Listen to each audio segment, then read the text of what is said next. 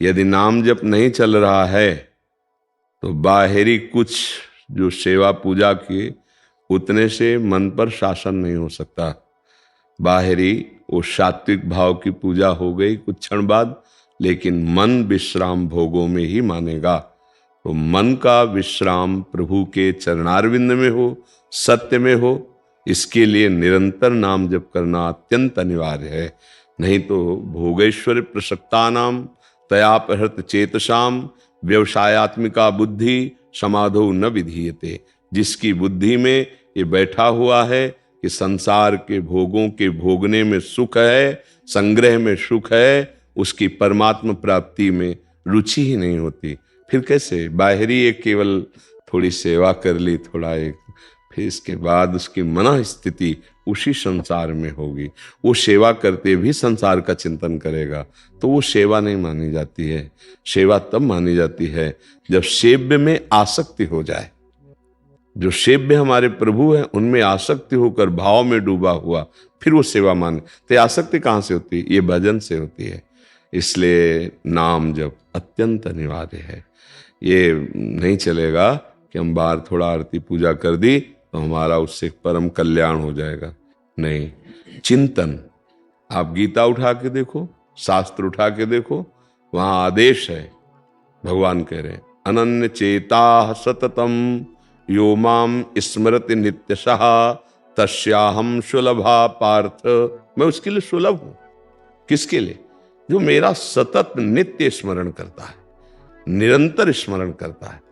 साधना स्मरण युक्त होकर अब आपको किसानी है या राजकीय विभाग का कार्य या आप व्यापार करते हैं, जो भी करते हो सब पूजा हो जाएगी। माम स्मर युद्ध च, मेरा स्मरण करते हुए अपने कर्तव्य को करो। अब स्मरण संसार का है, पूजा बाहरी हो रही, तो अंदर की गुफा में, हृदय गुफा को पावन करने वाली बात तो नहीं बनेगी, नहीं बनेगी। देखो बहुत सुंदर गोस्वामी जी महाराज तुलसीदास जी कह रहे हैं, राम राम राम जी ही जोलो तू न जपि है, तोलो तू कहूँ जाए तिहूँ ताप तपि है। सुरसरि तीर, सुरसर माने गंगा जी, सुरसरि तीर बिन नीर दुख पाई है, सुर तर तरे तो ही दारिद सताई है। बहुत सुंदर। जब तक तुम जिह्वा से राम राम राम राम, राधा राधा राधा राधा राधा, ये धीरे धीरे कंठ में उतरेगा, कंठ से हृदय में उतरेगा, महामंगल कर देगा। अगर ये नहीं है ना भजन, तो छूटिबे के जतन विशेष बांधे जाएगो, हुए है विष भोजन जो सुधा सान खाएगो। राम राम राम जी जोलो तू न जपि है, तौलो तू कहूँ जाए तिहूँ ताप तपि है। बहुत शास्त्र सम्मत शोधी हुई बात है कि ये कलिकाल मलायतन मन कर देख विचार, श्री रघुनाथ नाम बिन नाही नान आधार। अंदर का चिंतन बदले सो साधना, बाहरी क्रियाएं, बाहरी क्रियाएं आरती पूजा, इसके बाद मनमानी आचरण कुछ नहीं हाथ लगेगा। ये भगवान कपिल देव जी माता देहुतीश जी से कहते हैं, पढ़ के देख लेना, जो मेरे अर्चा विग्रह के अच्छे अच्छे पदार्थों से पूजा करता है पर बाहर राग द्वेष और, तो मैं सबके हृदय मंदिर में विराजमान हूं, फिर उसकी पूजा ऐसी हो गई जैसे राख में किया हुआ हवन, बाहर राग द्वेष कर रहा है, पूजा पूजा का तात्पर्य है अंदर का चिंतन सुधरना चाहिए। नाम जप कर रहे हैं, भगवान के आदेश का पालन करते हुए कर्तव्य पालन कर रहे हैं, बड़ा मंगलमय जीवन। आज यही हमारी कमी होती जा रही है।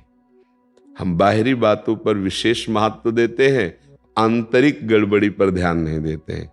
यहाँ की गड़बड़ी सुधर जाए तो बाहर महापुरुषों को देखा गया है, वो अपने कर्म में लगे हुए हैं, उस कर्म को इतना महामहिमाशाली कि आश्चर्य हुआ। बड़े बड़े योगियों को आश्चर्यचकित कर दिया कठौता के पानी ने।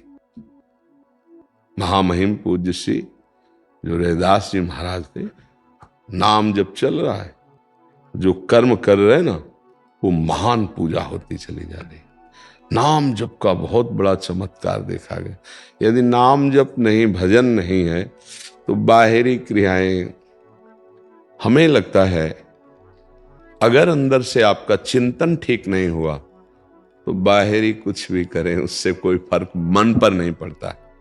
मन बहुत बलवान और बहुत चंचल और बहुत हठी स्वभाव का है। अगर उसके वश में हम सदैव बने रहे तो पापाचरण रुकेगा ही नहीं। और मन को वश में किए बिना कोई आध्यात्मिक हो ही नहीं सकता। तो मन को वश में करने के लिए, आध्यात्मिक पावर जागृत करने के लिए प्रभु का नाम है। गुरुदेव ने जो नाम दिया है, मंत्र दिया है, उसका सतत स्मरण, मंत्राकार वृत्ति, नामाकार वृत्ति, तब उसके अंदर वो पावर आता है जिस पावर से वो काम, क्रोध, लोभ, मोह, मद, मत्सर, मृत्यु सब पर विजय प्राप्त करके परमानंद में हो जाता है।